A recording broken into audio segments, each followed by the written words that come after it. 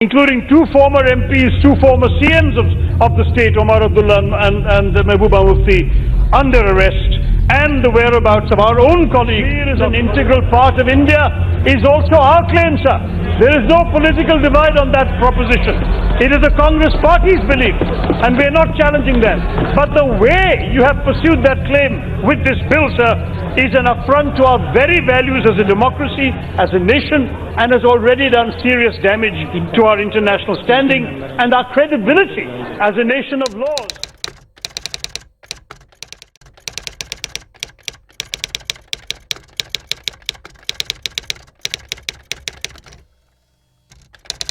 Given the enthusiasm we've just heard from a couple of speakers, I'm not surprised that the Parliamentary Affairs Minister said that he lamented that the Congress Party had called this a black day. Let me explain why we think it is indeed a dark day for India's democracy. You have brought this bill, sir, to this House without consultation with the local parties, with the state legislature out of session for more than 6 months, with democratically elected political leaders, including two former MPs, two former CMs of the state, Omar Abdullah and Mehbooba Mufti, under arrest, and the whereabouts of our own colleague, Dr. Farooq Abdullah, unclear. We still need to know where he is. He has not... in bar clear कर माननीय अध्यक्ष जी, मैं फिर से एक बार clear करना चाहता हूं। एक सेकंड मैंने 3 बार क्लियर किया, मगर बार बार ऑपोजिशन ने मुद्दा कह रहा है फारूक अब्दुल्ला जी अपने घर में है, ना हाउस अरेस्ट है, ना डिटेंशन में है, तबीयत भी अच्छी है और मौज मस्ती में है। आप जरा बात कर लीजिए।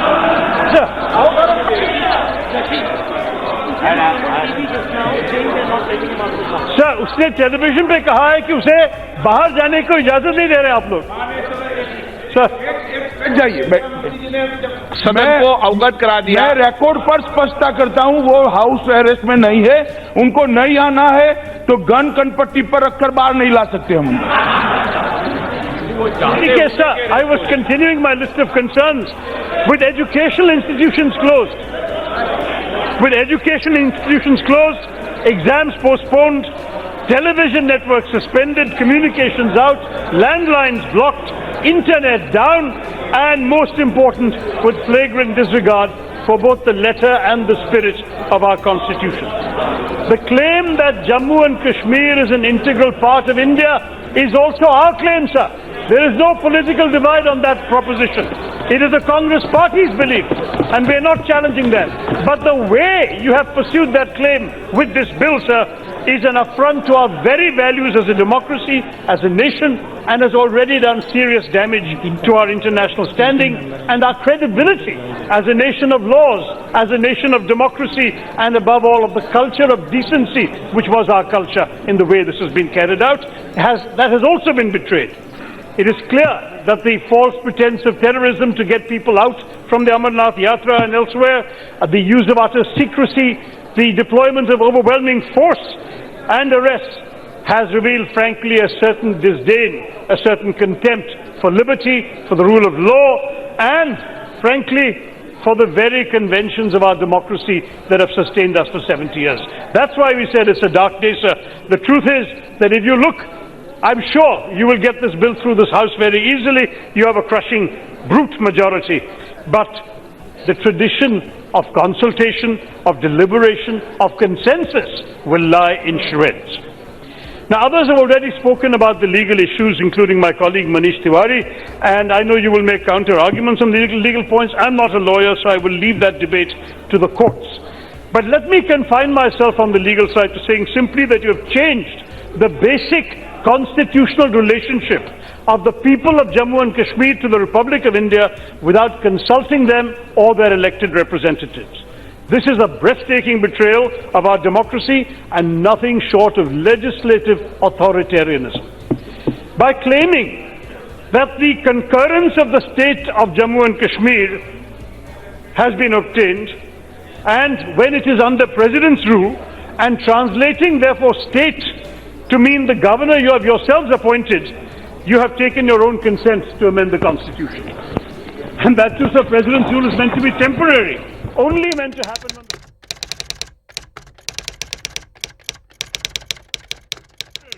only meant to happen when the constitutional machinery breaks down and no elections are possible.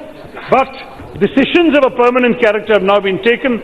Even if you can convince us that you're upholding the letter of the law, this action betrays the spirit of the Constitution. So I won't talk much more about law, but let me just look at the consequences, sir. I'm very glad the Home Minister is listening so attentively. I think many of us would like to see the Prime Minister also explain this decision of the government to this House, of which he is a member and to which he is accountable. We all remember the last time the PM unleashed a shock decision to the nation, which was also initially applauded for its decisiveness, just like today. And that was the disaster of demonetization. The nation is still dealing with the devastating consequences of that action. I fear that you've inflicted upon us the political equivalent of demonetization, where the short and medium-term damage will greatly outweigh the long-term theoretical benefits. So let's look at the short-term damage already, which has already been done. Tourism, the lifeline of Kashmir, has been devastated. We know, sir, that we've spent decades, your government, our government, all governments, to convey a message of normalcy to the world. We've had so many advisories by foreign governments telling their citizens not to travel to Kashmir. All that, all those decades of effort to show this is not a state in crisis have been undone by this action. And ironically, Prime Minister Modi has said to the youth of Kashmir, they must choose between tourism and terrorism. With all the unemployment in Kashmir that has been mentioned already, the truth is tourism could have absorbed some of the young people. They have doubled the rate of unemployment of the rest of India, 24.6%. Now, what I want to say to you is, instead, we all know that though tourism, when it goes up, unemployment goes down, what is going to happen today is that you have actually thrown out the tourists from Jammu and Kashmir.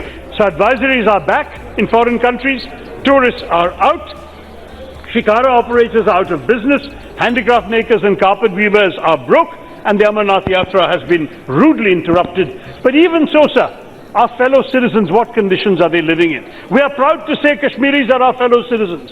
But I ask you, sir, look at a place where stores are closed, petrol pumps are closed. There is a shortage of fuel and essential supplies are beginning to run out. There's no communications available. People can't even watch television unless they have a satellite link, which very few rich ones have. Nearly 7 to 8 million citizens of our country are living in a near total blackout.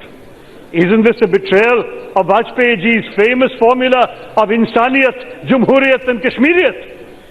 Let me ask you, sir, when will Achhe Din come for the people of Kashmir? Oh, yes, yes. When they're locked up behind their own homes. Sir, the fact is that a state, let me talk, Minister Saab, a state that was gently prospering, that despite the troubles, Kashmir's gross state domestic product was better than 12 other states and union territories in our country. That state has been given an economic setback in the name of your reform and progress. In the name of unity, you are promoting division. And in the name of prosperity, you are promoting poverty in Kashmir. I feel this is a very sad situation. Now let's look at the medium-term consequences that are going to follow. Obviously, security, sir. The Home Minister has to be concerned about this, because by locking up the democratic parties and their leaders, you are opening up a space for undemocratic forces. You claim that we were winning the battle against terrorism, and perhaps we were, but now we're giving a fresh lease of life to the terrorists.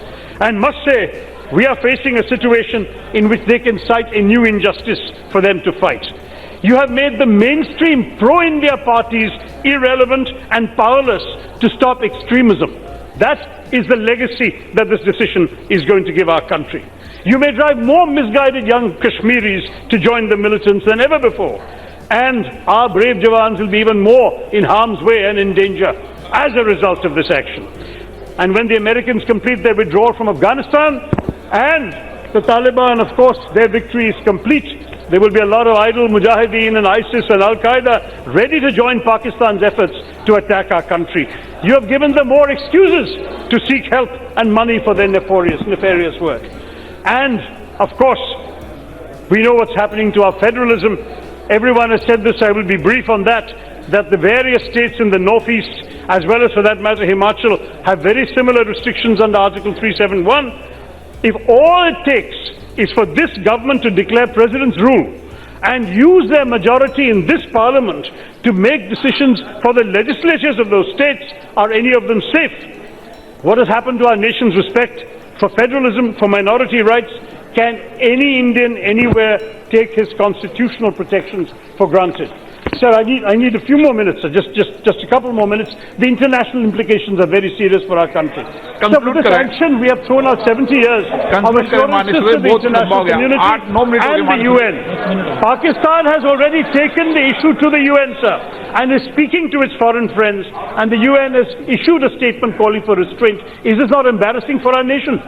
In the process, sir, we've also jeopardized, frankly, our claims to POK, because that rested on the question of the accession of the whole state.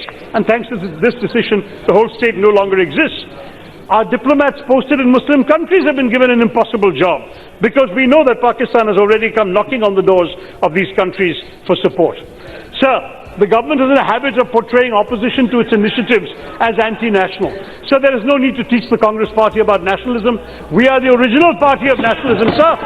So we have fought for values that were forged in the crucible of the freedom struggle, sir.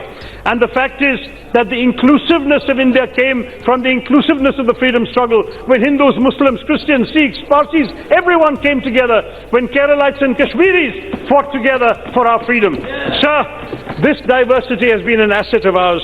We must come together as a nation and stand up unitedly for these values that animated our freedom struggle. We are a great country, sir. We are a large-hearted country. Let us not be petty in dishonoring the carefully crafted arrangements that enshrine the state's succession to India. We used to be saying with pride that a Muslim-majority state is part of India despite partition. We have lost that, sir. We in the Congress Party stand in unequivocal solidarity with the people of Kashmir, with the Constitution of India, and with the spirit of Indian democracy, which is today in tatters. The people of Kashmir are looking to us to prove that they really matter to us and to this Parliament. Sir, I do want to say you had promised me some extra time, and the chairman who's sitting there, to respond to the historical inaccuracies that we heard from the other side. I do want to clarify one thing about that, sir, because already this forum, this Parliament is not being treated as a forum for discussion or as a source of advice that the government will hear. It is being treated as a notice board, as one paper called it, in which honestly you can just post the decisions you've taken.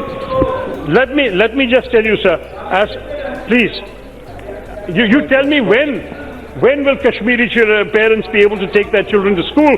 When will they be able to watch TV? When they will be able to go out and buy food? Then we'll talk. But let me come back, sir. Nehruji has been demonized here, and he has been criticized by very many speakers, particularly those from the ruling party. It's very interesting. You know what he said on the subject, sir? He said, in the Lok Sabha in August 1952, exactly 6-7 years ago, he said, we fought the good fight about Kashmir on the field of battle and in many a chancellery of the world and in the United Nations. But above all, we have fought this fight in the hearts and minds of men and women of that state of Jammu and Kashmir. Because ultimately, he says, I say this with all deference to this Parliament, the decision will be made in the hearts and minds of the men and women of Kashmir, neither in this Parliament, nor in the United Nations, nor by anybody else, sir. This is the advice we must all remember today. And, sir, to respond specifically to the question of 370, the BJP has made two allegations, that Nehruji came up with it on his own, and that Sardar Patel had nothing to do with it. Let me clarify the actual facts, sir. The President, sir, the Home Minister is right. I have to clarify. There's a misleading record in the House, sir. The Home Minister is actually correct in saying that the Cabinet collectively did not decide.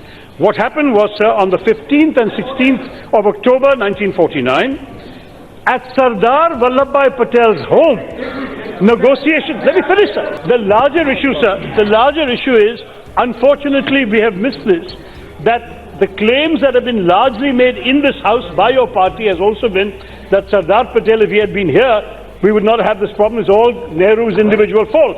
I have to clarify that, sir. Nehruji did not do anything on his own. There were 3 accessions, has been mentioned already, including by Dr. Jitendra Singh. There was Hyderabad, Junagadh, Kashmir. All 3 had to be treated by Nehruji and Sardar Patel together, without exception, sir. What is more, this question of a plebiscite, which somebody said is a bizarre thing that we have done, I'm sorry, the plebiscite was promised for all 3 places. It's there in the record, sir. And the problem with misrepresenting history is, the problem... Conclude करें माननीय जयदेव भल्ला जी. Sir, I have not finished, sir. Sir, I have not given you the historical facts. Conclude 1 second. करें. All I want to say is उसके this. बाद में मौका दे दूंगा. On the 15th and 16th of October 1949, meetings took place with Sardar Vallabhbhai Patel, Jawaharlal Nehru and Sheikh Abdullah in the house of Sardar Patel.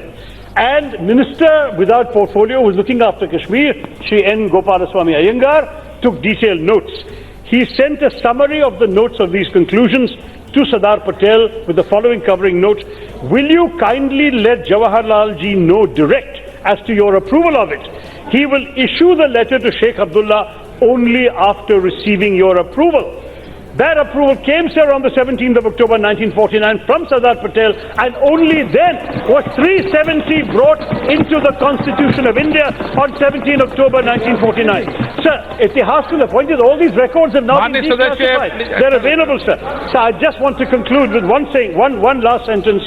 This, finally, sir, is an assault on the Constitution, on the inclusive idea of India. It's an assault on the spirit of cooperative federalism. It's an assault on our democratic practices and an assault on the individual liberties of each and every one of our citizens from the state of Jammu and Kashmir.